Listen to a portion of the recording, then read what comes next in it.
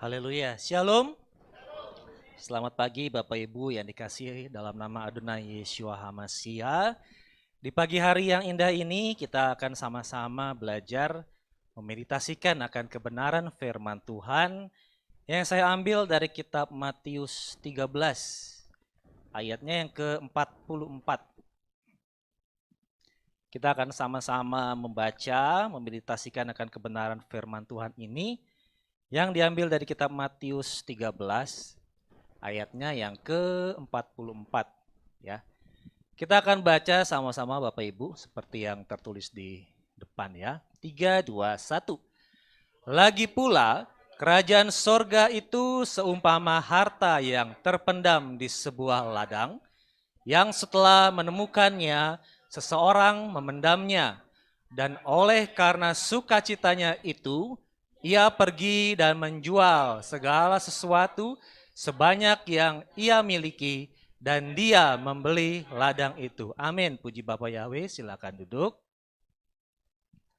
Haleluya. Bapak Ibu, kerajaan surga ini dalam kitab Matius banyak sekali perumpamaannya ya, banyak sekali perumpamaannya. Kalau yang seperti kita baca tadi, kerajaan sorga itu diumpamakan seperti harta yang terpendam. Itu dalam ayatnya yang ke-44. Lalu ayatnya yang ke-45 itu diumpamakan lagi seperti seorang pedagang yang mencari mutiara yang indah.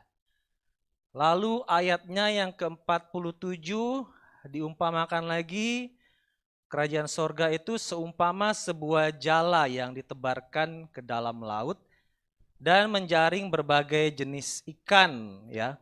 Lalu di ayat-ayat sebelumnya juga bahwa dalam ayat 31 kerajaan sorga itu seumpama biji sesawi yang diambil dan ditaburkan orang di ladangnya. Lalu dalam ayatnya yang ke-33 masih dari pasal 13, kerajaan sorga itu seumpama ragi yang diambil oleh seorang wanita dan diadukan ke dalam 3 sukat tepung adonan sampai teragikan seluruhnya. Ya, pokoknya banyak sekali Bapak Ibu ya. Perumpamaan tentang kerajaan sorga yang Tuhan Yeshua ajarkan kepada murid-muridnya ataupun kepada orang-orang yang ada di sekitar Yeshua boleh melayani. Ya, kita boleh melihat kok banyak sekali ya Yeshua mengumpamakan tentang kerajaan sorga itu ya. Jadi tentang kerajaan sorga kan apalagi kan zaman-zaman kalau misalkan kita berbicara tentang kerajaan sorga, tentang pengangkatan, tentang inilah pokoknya tentang akhir zaman, itu kita seperti berbicara tentang ini Bapak Ibu, tentang apa? Tentang pilpres kalau saya bilang ya. Kalau kita berbicara tentang pengangkatan, tentang ya itu tentang kerajaan surga, tentang ini, kenapa saya bilang seperti seperti membicarakan tentang pilpres? Karena itu merasa itu yang paling benar, ya merasa saya yang paling benar, ya walaupun banyak sekali mungkin yang dinamakan sebagai pengetahuan palsu. Ya, kenapa palsu? Karena tidak sesuai dengan kebenaran firman Tuhan ya. Bapak Ibu kan tahu kan kalau misalkan apalagi pilpres ataupun pilkada ya di tahun-tahun 2017, 2019 itu seperti fanatik. Pokoknya saya yang paling benar ya. Oleh karena itu kita akan pagi hari ini kita akan membahas satu kata per kata ya supaya kita tidak merasa ini gua yang paling benar, ini saya yang paling benar. Tapi yang boleh diajarkan di tempat ini firman Tuhan yang paling benar ya. Oke, kita melihat kerajaan surga. Ya, kita mau belajar tentang kerajaan surga. Ada berbicara tentang surga, ada berbicara tentang kerajaan surga. Kalau kita berbicara ini sama seperti kita membicarakan dalam kitab Kejadian, ada namanya Eden. Ya. Orang taunya kan cerita tentang Taman Eden. Orang taunya ya berbicara di sana Tuhan menempatkan manusia itu di Taman Eden, ya. Coba kita baca. Dalam Kejadian 2, Bapak Ibu. Kejadian 2 ayatnya ayat ke-8 sampai 10 ya. Kejadian 2 ayat 8 sampai 10. Lalu Yahweh Elohim menata sebuah taman di Eden. Ya. Di sebelah timur dan di sana dia menempatkan manusia yang telah dia bentuk, dan Yahweh Elohim menumbuhkan dari tanah segala pohon yang disukai untuk penglihatan dan baik untuk makanan, dan juga pohon kehidupan di tengah-tengah taman itu serta pohon pengetahuan baik dan jahat. Dan dari Eden dan seterusnya, ya. Orang taunya Taman Eden, ya. Tetapi apabila kita lihat dari ayat yang ke-8, Yahweh Elohim membuat sebuah taman di Eden. Jadi ada nama wilayah namanya Eden. Di Eden ada taman. Makanya namanya Taman Eden ya. Orang taunya kan Taman Eden itu suatu wilayah ya, tetapi wilayahnya namanya Eden, ada taman, dan di tengah-tengah taman Eden tersebut ada pohon apa tadi? Pohon kehidupan dan pohon pengetahuan ya. Jadi wilayah namanya Eden, ada taman namanya Taman Eden ya. Kalau di Indonesia ada nggak kira-kira kayak begitu ya? Ada suatu nama kota, dan di tengah-tengah kota tersebut adanya apa? Ada sebuah taman, namanya taman dari kota tersebut. Kira-kira ada nggak? Nama daerahnya Suropati.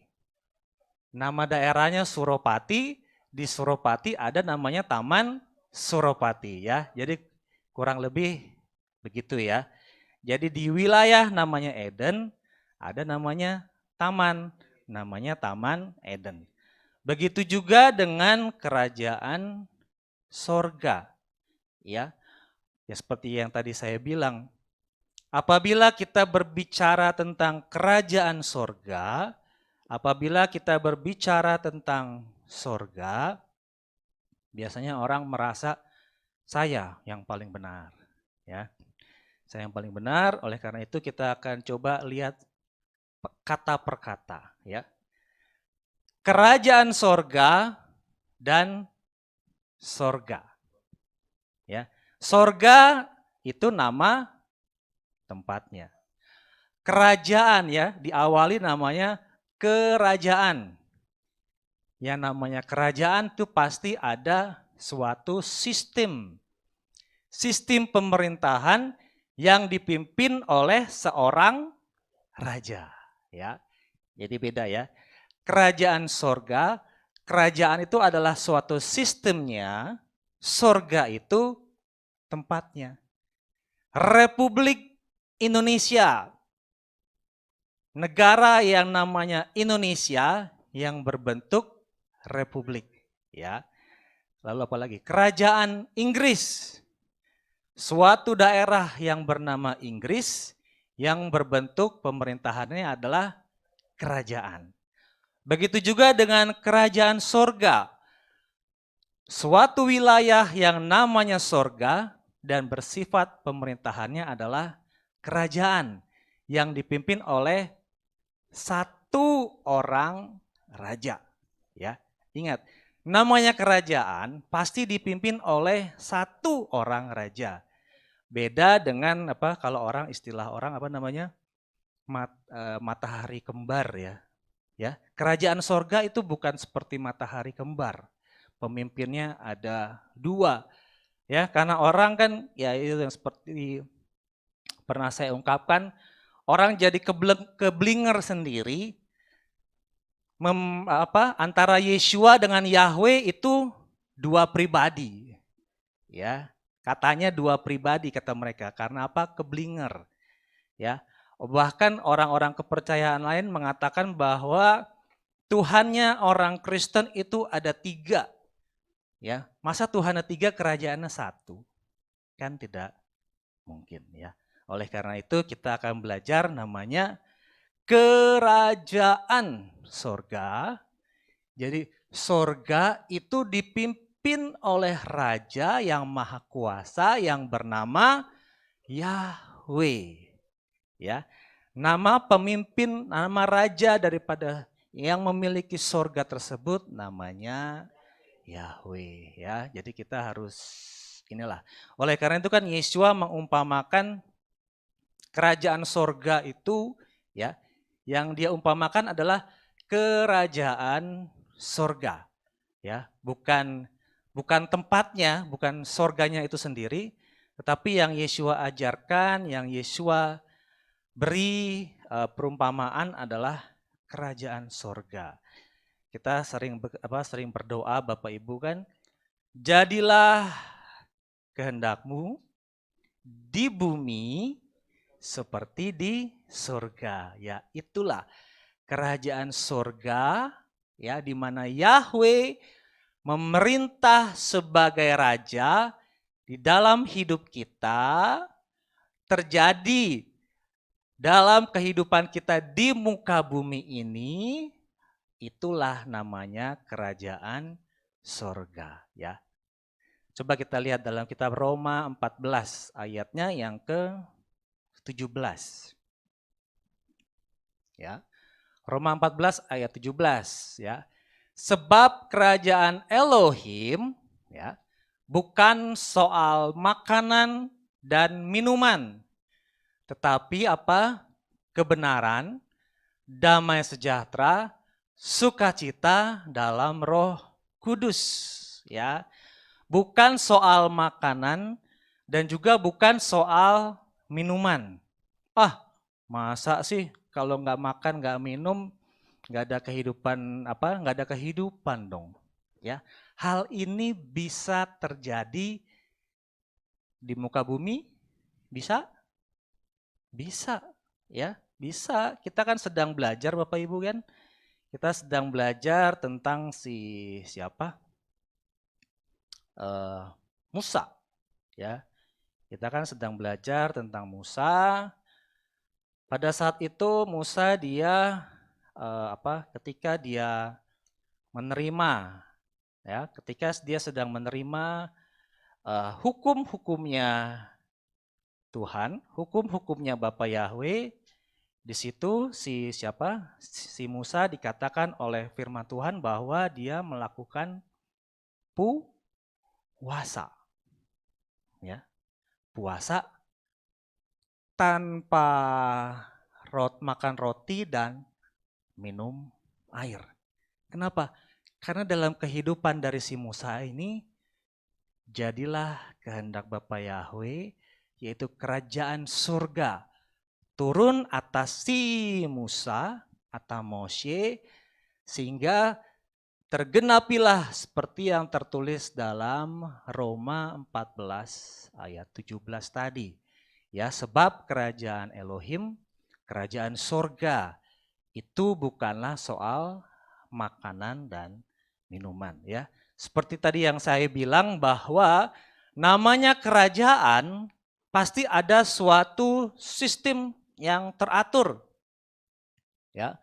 Bapak Ibu kan kalau misalkan kita ngelihat di mana televisi kan kerajaan tentaranya aja tegap, terusnya dia memiliki hukum-hukum yang luar biasa ya. Oleh karena itu yang namanya kerajaan sorga pasti punya sistem, punya hukum-hukum yang berlaku yang kita sebut dengan namanya yaitu Torah, ya. Ya namanya disebut yaitu Torah, oleh karena itu suatu kerajaan yang namanya sorga yang dipimpin oleh Bapa Yahweh dalam Yeshua HaMashiach, dia memiliki aturan, ketetapan, dan perintah yang disebut Torah.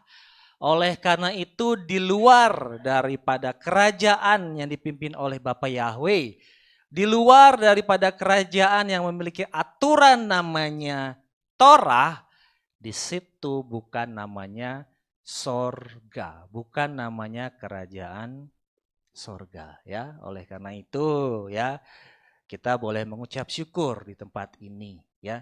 Kita sudah tahu nih, ada suatu kerajaan yang namanya sorga yang dipimpin oleh Bapa Yahweh. Nah, oleh karena itu kita akan belajar di pagi hari ini sebab kerajaan sorga itu diumpamakan seperti harta yang terpendam. Ya, saya akan kasih lihat Bapak Ibu yang tadi saya katakan sebab kerajaan sorga itu bukanlah hanya makanan dan minuman yang tadi seperti yang saya bilang bahwa si Mose atau Musa, dia ketika menerima hukum, aturan-aturan ketetapan yang berasal daripada Bapa Yahweh, dia puasanya 40 hari. Coba kita lihat dalam Ulangan 9 ayatnya yang ke-9. Ya. Jadi Mose puasanya berapa kali? 2 kali 40 hari. 2 kali. Coba kita lihat. Ulangan 9 ayat 9.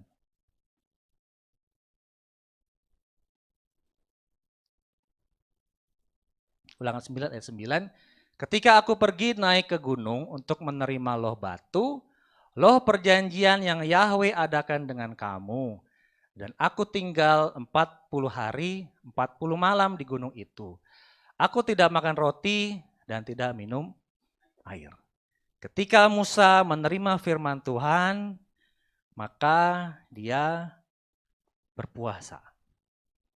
Berpuasa selama 40 hari, 40 malam tanpa makan roti dan minum air. Itu yang pertama.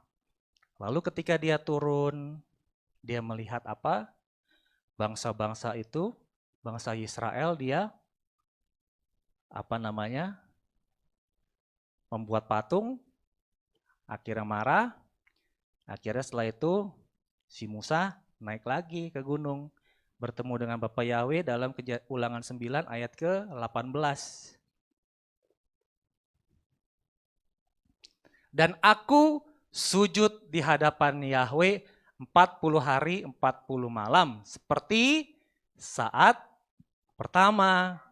Berarti ini adalah puasa yang kedua. Aku tidak makan roti dan tidak minum air karena semua dosamu yang telah kamu perbuat yang jahat dalam pandangan Yahweh sehingga membuatnya murka, ya. Luar biasa. Kita puasa satu hari aja sudah ya. Ini ketika dia menerima Torah yang pertama, dia yang pertama 40 hari, 40 malam puasa. Lalu ketika dia turun, ya Pak, paling rentangnya nggak begitu jauh kan ketika dia turun dari gunung melihat orang Israel dia melakukan perbuatan yang keji di mata Bapa Yahweh, dia marah, akhirnya dia naik lagi ke gunung tersebut, puasa lagi 40 hari 40 malam.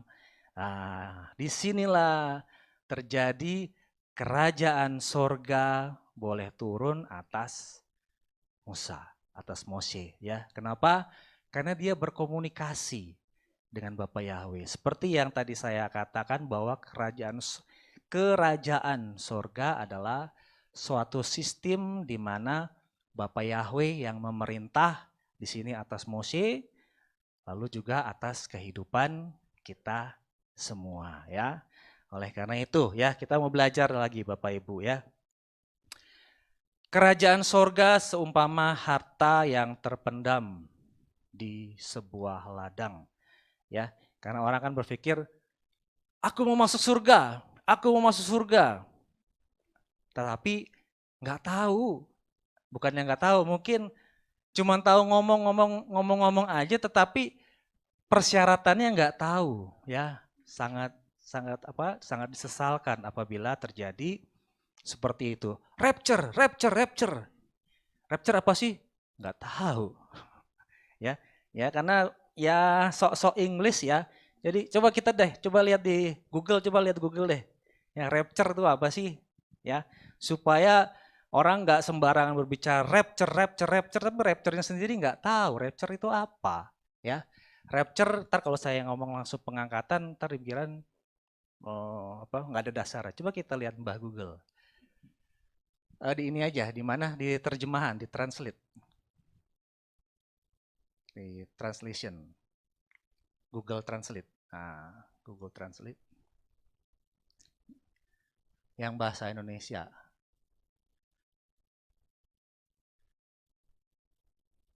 Rapture tuh artinya apa Bapak Ibu? Pengangkatan, ya. Udah jelas ya? Rapture itu artinya pengangkatan. Jadi buat buat kita semua yang mungkin ada di luar hanya tahu ikut-ikutan dari pendetanya rapture, rapture, rapture, tapi nggak tahu rapture itu apa. Rapture itu adalah pengangkatan, ya, pengangkatan. Oleh karena itu kita di saat ini, ya, pengangkatan itu adalah suatu proses, Bapak Ibu, ya. Bapak Ibu tahu apabila kita misalkan mau pergi keluar kota naik bis misalkan, atau naik kereta, kita ada proses. Prosesnya apa? Harus beli tiket. Kita harus beli, misalkan kita mau ke Jawa Tengah nih. Saya mau naik bis.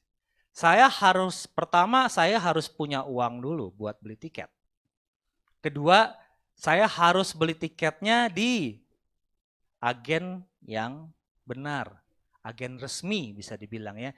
Jangan lewat kalau lewat calo ruginya berlipat-lipat Bapak Ibu. Ya. Lalu setelah kita beli tiket, kita bayar, lalu setelah itu apa? Kita naik bis. Kita naik bis, selama kita dalam bis, kita harus mematuhi peraturan yang ada di dalam bis. Kita tidak bisa seenaknya. Perjalanan misalkan dari Lebak Bulus sampai Jawa Tengah, itu namanya perjalanan. Saya bilang kalau dalam yang kita pelajari itulah rapture, pengangkatan, perjalanan. Tujuannya mana? Tujuannya Jawa Tengah. Dari rapture ini tujuannya ke surga. Ya. Jadi harus jelas ya.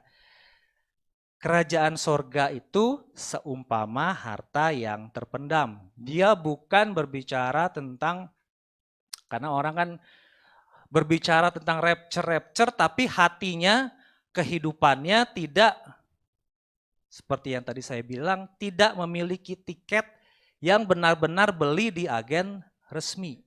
Ya, agen resminya siapa? Ya Yesua itu, ya. Ya, kepanjangan tangan dari Yesua adalah ya kita ini gereja-gereja Tuhan, gereja-gereja Tuhan di tempat ini, ya.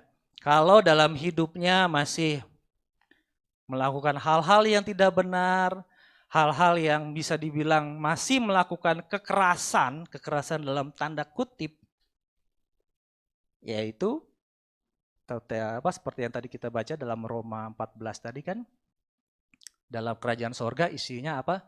Kebenaran, damai, sejahtera. Bukan masalah kekerasan ya Bapak Ibu. Saya ngelihat ini Bapak, peristiwa yang sedang terjadi ya, sedang terjadi saat ini. Bapak Ibu tahu kan ya, kita nonton di berita yang sangat menghebohkan ya tentang apa? Tentang Israel dengan, kalau orang Indonesia mengatakan dengan Palestina katanya ya.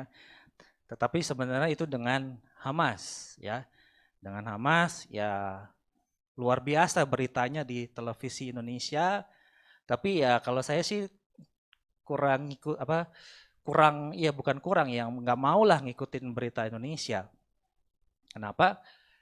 Ya banyak banyak sekali mecinnya, bumbu-bumbunya Bapak Ibu ya. Jadinya saya lihat saya ngelihat di sana kan ada orang-orang Indonesia ya, ada orang-orang Indonesia yang tinggal di sana, mungkin mereka sedang belajar di sana. Jadi kita lihat aja perkembangannya bagaimana ya. Kan katanya Haifa tuh diserang, dibom. Nah, dia apa hambat anak Tuhan ini dia jalan-jalan ke Haifa. Mana yang dibom? Nggak ada yang dibom. Cuma di media Indonesia saja yang menyatakan bahwa Haifa dibom. Lalu setelah itu kan apa namanya heboh, apa namanya waktu bangsa waktu Israel itu diserang oleh Hamas itu kan apa namanya sedang apa sedang nonton ya, sedang nonton apa namanya konser, lagi nonton konser. Jadi saya dikasih lihat waktu itu sama orang itu. Jadi seperti misalkan ini, itu yang diserang mana? Perbatasan. Kalau orang Yahudinya di Yerusalem. Jadi yang di perbatasan adalah mereka yang orang-orang dari daerah luar mau berasimilasi. Karena mereka ibaratnya begini Bapak Ibu, Indonesia dengan jangan yang dekat aja, dengan Timur-Timur, kan berbatasan langsung tanahnya ya, dengan tanahnya itu. Jadi misalkan orang yang ada di perbatasan itu pasti bukan orang asli. Jadi yang asli mungkin ada di ibu kota. Jadi misalkan orang Timur-Timur pengen bekerja di Indonesia. Mereka pengen bekerja di Indonesia karena mungkin gajinya lebih baik, uangnya lebih baik, fasilitas lebih baik. Oleh karena itu, akhirnya karena fasilitas gaji jauh lebih baik, akhirnya yang di perbatasan orang Timur-Timur tersebut mereka tinggal, tapi tinggal di perbatasan Indonesia ya. Begitu juga dengan yang ada di daerah sana Bapak Ibu. Orang Palestina bekerja di Israel. Kenapa? Karena cuannya lebih bagus, duitnya lebih bagus. Mereka tertarik buat jadi. Karena misalkan begini, orang Indonesia yang bekerja di luar negeri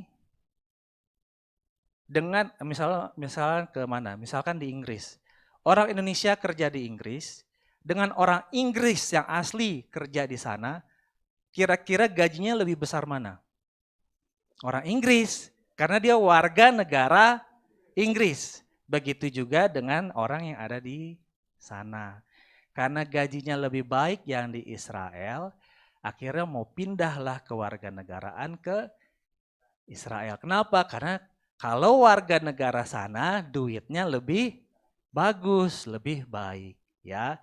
Jadi yang diserang di sana itu bukan asli orang Yahudi. Ya, oleh karena itu mereka tidak melakukan hari raya Sabat. Ya, mereka tidak merayakan Sabat. Ya karena ya seperti orang Kristen lah. Orang Kristen taunya ibadahnya hari Minggu, bukan ibadah Sabat ya. Tapi ya puji Bapak Yahweh ya, kita lihat-lihat aja di situ ya. Ya sebagai pengetahuan aja buat kita supaya kita juga menyaring berita-berita yang masuk di khususnya di media-media Indonesia ya. Puji Bapak Yahweh, kita akan lihat tadi kan kerajaan sorga itu bukan tentang kekerasan, bukan tentang kejahatan. Coba kita lihat saya ada mencatat Bapak Ibu dalam bahasa Ibraninya juga. Kejadian 6 ayat 11, coba kita lihat. Bahasa ini dulu apa namanya? Yang kitab suci biasa aja. Kejadian 6 ayat 11. Adapun bumi telah rusak di hadapan Elohim, bahkan bumi itu dipenuhi dengan kekerasan. Coba kita lihat bahasa Inggrisnya. Kekerasan bahasa Inggrisnya apa sih? Violence. Ya. Violence itu adalah kekerasan. Coba kita lihat di bahasa Ibraninya yang tadi. Kejadian 6 ayat 11. Paling bawah, tadi kekerasan with violence. Violence is in Hebrew. Dalam bahasa Ibrani. Kejadian 6 ayat 11. Violence, kekerasan adalah Hamas. Lalu coba lihat Mazmur 7 ayat 16. Kejahatannya berbalik ke atas kepalanya. Ini ayat 17 ya. Ayat 17. Kejahatannya akan berbalik ke atas kepalanya dan kekejamannya akan menimpa mahkotanya. Coba kita lihat bahasa Inggris.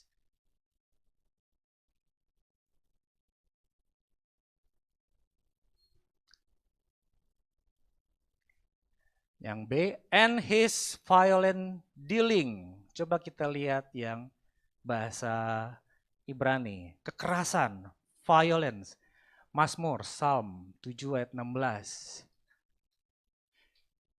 His violent, Hamas. Ya, jadi tahu ya. Violence, kekerasan, atau Hamas. Lalu coba lihat lagi, Yehezkiel 7 ayat 11. Yehezkiel 7 ayatnya yang ke-11. Kekerasan telah bangkit sebagai tongkat kejahatan. Bahasa Inggris. Violence is risen up into a rod of weakness. Coba kita lihat yang ini tadi apa? Yang Yehezkiel.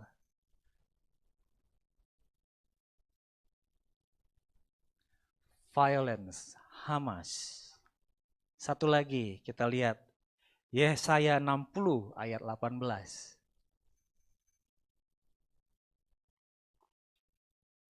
Violence lagi, kekerasan lagi. Dalam bahasa Ibraninya Yesaya 60 ayat 18. Sama Bapak Ibu, violence, Hamas. Ya. Jadi itu bukan orang Ibrani yang menamakan kegerakan mereka Bapak Ibu ya. Tetapi ya mereka sendiri yang menamakan, dan dalam bahasa Ibrani Hamas itu atau kekerasan atau violence itu artinya. Ya dalam bahasa Ibrani ya. Orang-orang di luar sana mungkin ya terserah mereka lah. Terserah mereka sorganya seperti apa, kerajaan sorganya mereka seperti apa. Tetapi yang di sini yang boleh kita sama-sama pelajari bahwa memang seperti yang dari kitab Roma 14 tadi, Yesua tidak mengajarkan tentang kekerasan. Yang diajarkan adalah kedamaian, damai sejahtera, ya, kebaikan. Ya, itu yang Tuhan Yesua ajarkan ya. Oleh karena itu kita di tempat ini ya mengucap syukur. Nah, kita balik lagi Bapak Ibu. Kerajaan sorga itu seumpama harta yang terpendam di sebuah ladang. Yesua membicarakan ini dalam perumpamaan.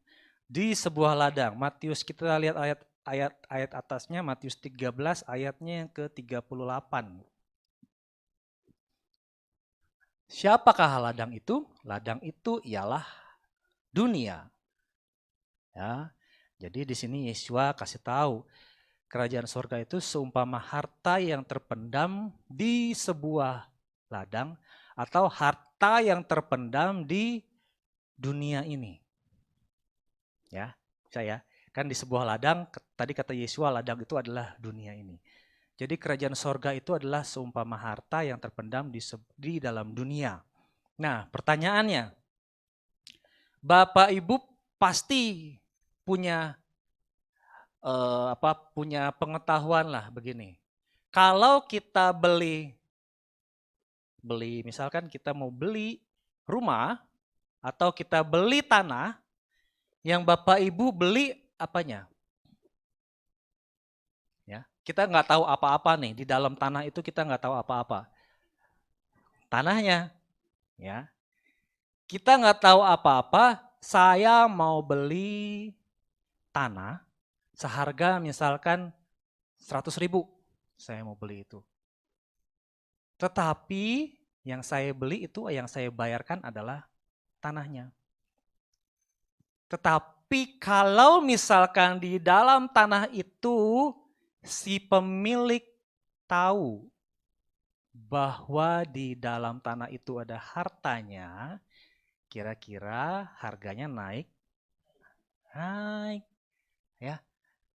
Jadi di dalam di tengah-tengah dunia ini, tadi kan Yesua kan mengajarkan bahwa siapakah kita ini, ya.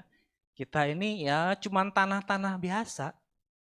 Tetapi di dalam tanah itu ada harta. Yang bikin mahal adalah harta yang terpendam tersebut. Ya, begitu juga dengan kehidupan kita, ya. Kita semua adalah mau jadi harta-harta yang terpendam, ya. Hartanya yang terpendam. Nah, kalau harta misalkan ini emas. Ya, emas lah. Emas itu hartanya yang terpendam di dalam tanah. Namanya emas, dia harus digosok, ya pokoknya berbagai macam proses lah. Nah, di dalam proses tersebut itu harganya mahal. Ya. Oleh karena itu Pak Presiden dia mau supaya yang di Papua tuh Freeport dibuatlah smelter pengolahan di sini, ya. Jangan bahan bakunya dibawa ke sana, tapi diolahlah di sini, ya. Diolahlah di sini supaya kan dari berbagai macam olahan tersebut kan pasti banyak hasil-hasil yang lain kan. Ada timahnya, ada nikelnya, banyak macam. Ya, begitu juga dengan kita, ya. Yang dibeli tanahnya. Tetapi siapa yang tahu bahwa di dalamnya itu ada harta karun yang sangat-sangat berharga. Nah, disitulah tugas kita. Tugas kita apakah kita menjadi tanahnya, harga kita hanya sebatas tanah, atau harga kita sebesar harta yang terpendam. Ya, kan harta yang terpendam itu pasti nempel Bapak Ibu kan dengan tanahnya kan. Nah, masalahnya tanah yang nempel ini masih tetap mengikat si harta tersebut atau sudah dibersihin, ya. Kalau harta karun kan peninggalan-peninggalan kerajaan-kerajaan kuno kan, misalkan berupa pedang, berupa apalah, harga-harganya pasti mahal. Apalagi barang-barang kuno, ya. Setelah dipoles lagi, di renewal, diperbarui, jadi cakep. Ya, begitu juga dengan kehidupan kita, ya. Dengan kehidupan kita harus mau nih dibersihin supaya tanah-tanah yang nempel. Tadi kan tanahnya Yeshua bilang tanahnya atau ladangnya itu adalah dunia ini. Ya, dunia ini harus dibersihin, dibuang. Supaya apa? Kita menjadi harta yang berguna. Ya. Kalaupun harta yang terpendam ini harganya mahal, tapi nggak bisa digunakan, ya buat apa? Ya, maksudnya tidak bisa digunakan, yaitu hartanya masih tertutup oleh tanah, atau juga peninggalan harta-harta berharga ini masih tertutup dengan tanah, ya sama aja dengan tanah. Orang tidak bisa melihat di situ ada emasnya, di situ ada batunya, ya. Tetapi kita, anak-anak Bapak Yahweh yang ada di tempat ini maupun mereka yang boleh mendengarkan akan khotbah ini, kita mau supaya tanah-tanahnya ini dibersihkan, ya, supaya kita menjadi berharga di hadapan Bapa Yahweh, ya. Kerajaan sorga itu seumpama harta yang terpendam di sebuah ladang yang ditemukan seseorang, ya, yang ditemukan seseorang. Dengan kata lain, ditemukan ada suatu pekerjaan, ada satu proses, ada satu keinginan untuk mendapatkan, mencari harta yang terpendam tersebut. Bekerja. Ya. Kita harus bekerja, kita harus mencari apakah ada harta yang terpendam dalam kehidupan kita. Ya. Jangan punya seperti ini kan perumpamaan talenta ada 30 yang dipendam. Ada yang 1, 2 yang berlipat kali ganda jadi 30, 60 ya dan seterusnya. Ya. Kalau kalau itu kan perumpamaan tentang talenta juga Bapak Ibu ya. Begitu juga dengan kita nih. Kita yang memiliki talenta dalam kehidupan kita ditemukan seseorang. Ada usaha, ada satu pekerjaan yang harus kita kerjakan, yang harus kita lakukan. Seperti siapa? Seperti si Adam dan Hawa ketika mereka ada di tengah-tengah taman yang ada di Eden, yang disebut Taman Eden, mereka harus bekerja. Mereka harus mengusahakan apa yang sudah Bapak Yahweh berikan dalam kehidupan mereka. Ya, Bapak Ibu pernah dengar ini enggak? Misalkan orang-orang seberang nih, orang-orang seberang. Kalau kita tanya, Pak, Bapak kok kayaknya kerjanya giat banget sih Pak? Iya Pak. Misalkan kita lagi naik taksi lah, lagi naik taksi online gitu ya. Pak, Bapak kerjanya kok giat amat? Dari jam berapa Pak keluar rumah? Oh, saya sih dari jam 5 Pak, jam 5 pagi. Sampai sekarang? Iya. Kenapa? Karena saya juga harus menghidupi keluarga saya. Kok Bapak kok rajin amat? Kenapa gitu Pak? Iya Pak, kan kerja adalah, bener nggak? Kerja kan ibadah Pak. Coba kita lihat. Tanya lagi Mbah Google. Aboda. Dalam Google aja pencarian. Atau ibadah, itu aboda artinya, masih ada ini. Masih ada Tuhan orang lain ya. Penyembahan di dalam kitab suci, di dalam kemah suci. Atau lagi di bawah, ibadah artinya adalah, bawah lagi terus. Nih coba lihat. Ibadah dalam bahasa Ibrani adalah aboda, yang berarti apa? Pekerjaan atau jadi kerjakan ibadah Pak, bener nggak? Bener.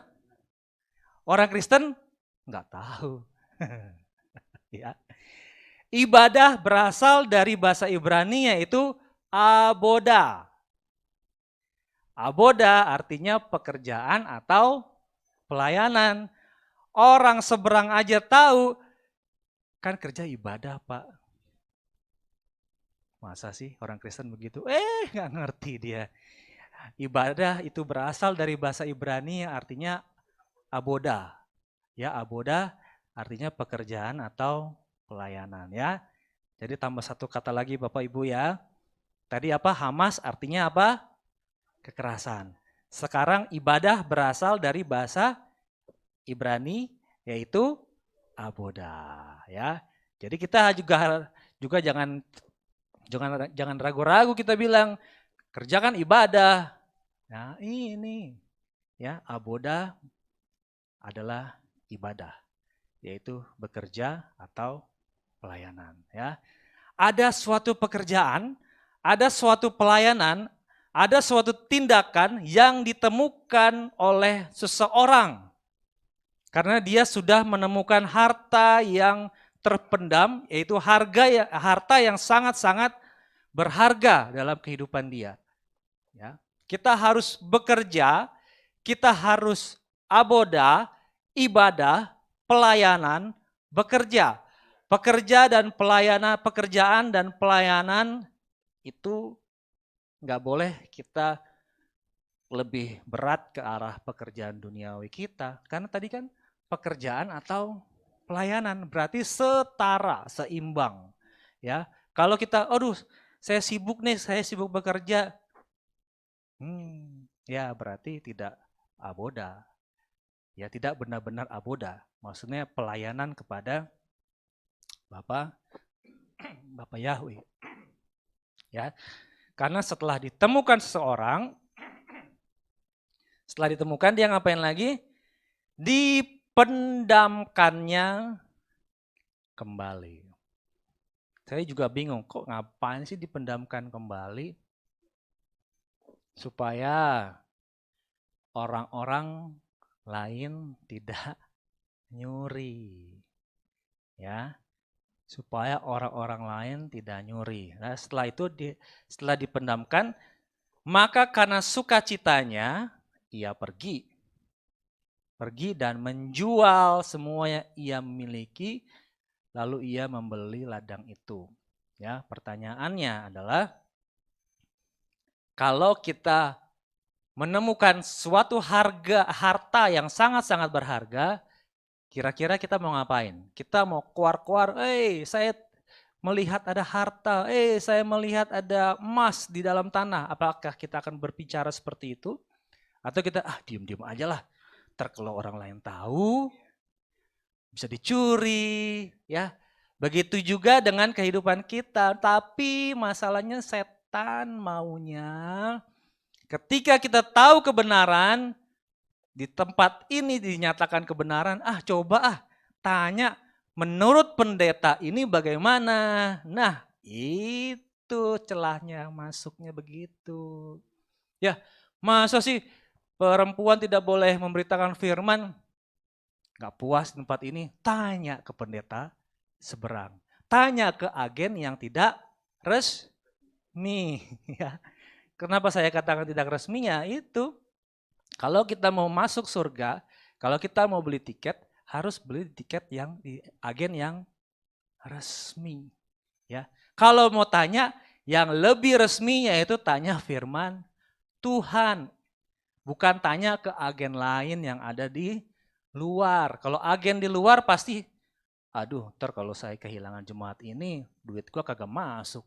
Ya udahlah, nyenengin aja. Itu kalau yang ada di luar, ya. Ketika menemukan harta yang terpendam, maka karena sukacita, ia pergi, tapi perginya jangan dikoar-koarin. Ya, sudah tahu kebenaran yang namanya pemilik atau pemimpin dari kerajaan surga itu namanya Yahweh, akhirnya dia cari-cari yang lain. Bener gak sih? Bener gak sih? Ya. Nah, itulah sifat manusia. Udah gitu nanyanya sama orang yang belum percaya. Ya, akhirnya ya udah. Kalau Bapak Ibu ngelihat kan burung. Burung kan dia suka hinggap di atas kabel listrik ya, kabel listrik. Kira-kira burung-burung yang ada di sana itu burung-burung sejenis apa enggak? Atau beda-beda? Sejenis, ya. Begitu juga dengan kita, orang-orang benar akan dikumpulkan dalam orang-orang benar juga. Tetapi kita yang mau dibenarkan, jangan kita coba-coba tengok sedikit, coba ini benar nggak sih? Menurut pendeta yang lain, di agen resmi yang lain, di agen yang lain. Akhirnya apa? Ya, terjerumus, ya. Nah, ini adalah titiknya saat apabila kita tidak menjaga hati kita dengan baik. Prosesnya ada di mana apa? Ia pergi dan menjual. Nah, itu adalah titik baliknya. Kesempatan setan bisa masuk. Ya, ia pergi ngapain? Kalau pergi menjual semua harta miliknya, good. Tetapi kalau pergi berkoar-koar ke orang-orang yang lain, bener nggak ini, bener nggak itu, saya baru menemukan harta yang terpendam di dalam tanah, wah pasti rebutan sama setan. Ya. Oleh karena itu, ketika kita menemukan suatu kebenaran, pegang teguh, ya. kita harus pegang teguh. Kita harus bekerja ya. Bekerja bagi kemuliaan Bapak Yahweh, Bapak Ibu ya. Tadi kan seperti yang saya bilang kan, ibadah atau aboda artinya adalah bekerja atau melayani ya. Karena ada suatu firman Tuhan, coba dalam 2 Tesalonika 3 ayat 10. 2 Tesalonika 3 ayat 10. Sebab bahkan ketika kami berada bersama kamu, kami telah memerintahkan hal ini kepadamu bahwa jika seseorang tidak mau bekerja, jangan dia makan. Kalau apabila orang tidak mau melakukan aboda, tidak mau bekerja, tidak mau melayani, jangan beri makan. Ini agen resmi, katanya agen resmi, kata firman Tuhan ya. Jadi ketika kita menemukan sumber kebenaran, ya itu kita harus hati-hati, kita harus tetap tolak ukurnya. Tolak ukurnya apa? Kan kita katanya semua mau masuk surga. Mau masuk surga sistemnya apa? Sistem pemerintahannya dengan Bapa Yahweh sebagai rajanya, dan aturan dan ketetapannya yaitu Torah. Ya, aturan dan ketetapannya yaitu Torah yang harus kita lakukan ya. Jangan kita menyimpang ke kanan, jangan menyimpang kita ke kiri ya. Maka karena suka cita ya. Ketika dia menerima firman Tuhan, dia suka cita. Ya kan sering dikatakan dari tempat ini, terimalah firman Tuhan dengan hati yang lembut. Ketika orang ini menemukan harta yang terpendam, dia bersuka cita. Ya, kuncinya itu. Bersuka cita dulu ketika kita menemukan firman Tuhan, baru kita pergi menjual semua yang dimiliki ya, supaya apa? Supaya bisa beli harta yang terpendam yang ada di ladang tersebut. Ya, oleh karena itu di pagi hari yang indah ini, ya, Bapak Yahweh mengingatkan kepada kita semua supaya apa? Supaya kita yang ada di dalam tanah ini, ya, orang-orang taunya kalau beli seharga tanah itu. Tetapi di dalam tanah tersebut ternyata ada harta yang sangat-sangat mulia. Dan harta yang sangat mulia itu adalah kita. Ya, oleh karena itu, ya, ia pergi dan menjual semua yang ia miliki, lalu yang dibeli ladang tersebut. Ya, pergi menjual semua harta miliknya dan membeli ladang tersebut ya. Oleh karena itu Bapak Ibu yang dikasihi oleh Yeshua HaMashiach di tempat ini, ya, oleh karena itu yang seperti Bapak Gembala juga sering katakan ya, milikilah pengetahuan yang penuh akan Elohim. Bukan pengetahuan yang lain-lain, pengetahuan yang di luar ya. Ada satu tips Bapak Ibu ya. Kita diberi ini nih, diberi kebebasan. Kalau kita mau mendengarkan khotbah, mau mendengarkan firman Tuhan dari tempat lain, nggak apa-apa, silakan. Ya. Tapi ada satu tips dari saya. Kalau kita mendengarkan firman Tuhan atau pengkhotbah berbicara, lihat, dia kira-kira buka firman apa enggak. Tips pertama, satu itu dulu aja. Kira-kira dari awal sampai akhir dia buka firman apa enggak. Kalau dia tidak buka firman, berarti berasal dari pikiran sendiri. Tapi yang buka firman aja masih bisa nyeleweng, apalagi yang tidak buka firman ya. Itu tips pertama lah dari saya ya. Karena banyak ya saya dengar ya, bukan saya ya, sekelibat pendengaran saya aja. Coba dengar kok dari awal cerita, lalu masuk ke keadaan dunia saat ini, berbicara tentang rapture, berbicara tentang hal-hal ini, habis khotbah. Firmannya mana? Ya, jadi satu tips dari saya, kalau kita mau mendengarkan khotbah atau firman yang disampaikan oleh orang hamba-hamba Tuhan yang ada di luar, satu tips aja dulu. Coba lihat dia buka firman apa enggak. Jangan-jangan dia enggak buka firman. Akhirnya pengetahuan palsu yang dianggap sebagai kebenaran, ya. Seperti yang tadi saya bilang kan, apabila kita berbicara tentang rapture, tentang kerajaan sorga, saya paling benar. Yang lain salah. Katanya begitu ya. Tapi satu tips aja, coba lihat. Dia buka firman apa enggak.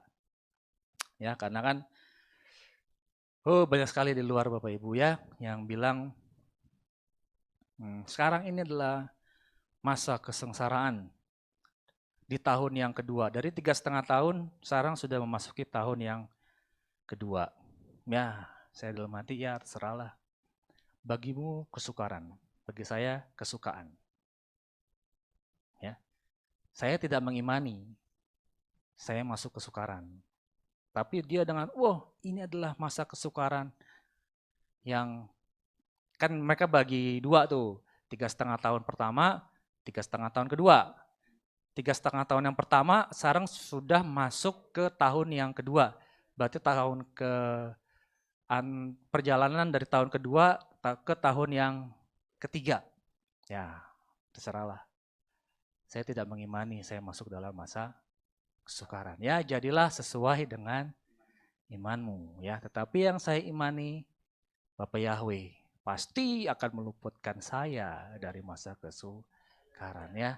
Karena firman Tuhan berkata, kita sudah sering belajar kan, masa kesengsaraan itu akan timbul setelah si pembinasa keji itu berdiri di Bait Elohim. Dan Yesua sendiri pun juga berbicara seperti itu. Ya, Yesua juga berbicara seperti itu dalam kitab Markus, Bapak Ibu ya. Jadinya ya happy-happy aja lah. Happy-happy dalam artian karena ada kerajaan sorga loh dalam hati saya. Ya, bukan karena berdampak negatif Bapak Ibu kepada kehidupan kita semua. Inilah masa kesukaran. Wah, negatif sekali Bapak Ibu. Ya. Bahkan kita masih ada dua kata. Tadi pertama Hamas, kedua Aboda. Sekarang kita lihat kiamat. Bapak Ibu tahu kan kiamat? What is kiamat? Coba dalam kitab suci kita. Nah, coba dalam yang versi itu dulu LAI, ada nggak LAI? Bisa nggak cari kiamat? Ada nggak? Kata-kata. Kalau Bapak Ibu punya handphone, punya aplikasi kitab suci, coba cari kiamat. Kalau dalam handphone saya nggak ada. Ya. Kalau dalam handphone saya nggak ada kata kiamat. Kan di luar kan banyak, ntar masa kiamat. Apa namanya? Sungai Efrat kering. Ya, coba kita, di sini bisa nggak? Bapak Ibu yang punya aplikasi kan ya, punya aplikasi di kitab suci, coba cari kata kiamat dalam versi ILT, dalam versi LAI, pasti nggak ada. Mau bukti?